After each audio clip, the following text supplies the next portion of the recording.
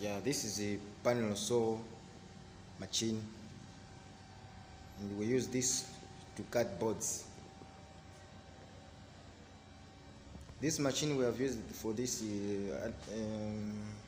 almost 2 years now, but we have no problem for this one. Same like, as you can see, everything is okay. Yeah.